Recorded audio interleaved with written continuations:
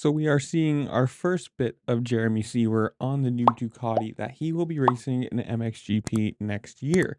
Now, obviously, this will be their first year in the world class after doing the Italian Championship this year in 2024.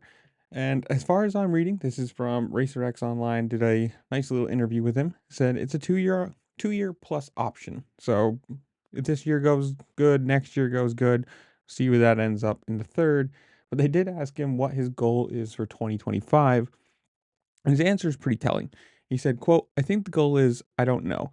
It's hard to say after 2 days on the bike. We need a few more months or weeks, but like the goal would be to win a race next year. To win a race would be insane for a brand just coming into GP, especially the level where MXGP is at now. Like these guys are fast and you know that they know what they're doing and their level in the first few guys is super fast.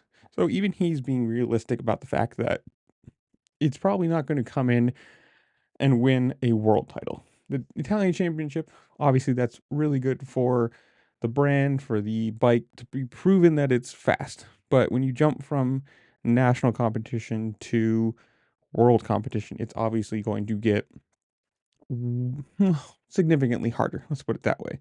So, like, at least he's being honest about it. It's not, oh, I'm going to come in and win a championship the first year. There's another question where he says, the next year after that, he would like to be in the title fight. And then there's nothing saying that he couldn't this year. He could get on that bike. He could come into MXGP and be an instant competitive, one of the top 3, 4, 5 guys, whatever, and fight for the championship. It could be a thing that happens, but it's more than likely not going to. Now, I'm not saying anything bad against Ducati or him or anything. But like he's saying himself, the level that MXGP is at now, the people who are running it or running up front are incredible. Obviously, with Prado leaving, you have one less competitive guy, but you still have Geiser and Hurlings and just everybody else that's the top of the top. And I don't know. Well, we're gonna see where this falls. Like obviously they have proven to be fast. They can win the titles. They can win races, and we're gonna see where this falls on the overall scale of things. And I'm really excited for 26. Is it when this comes over to the U.S. for Supercross and Motocross? But I don't know. You guys tell me. Where do you think he falls? Where do you think Ducati falls in the title race for 2025? And are you excited for them to come over here in 2026? But whatever it is, comment down below. Tell me what you think.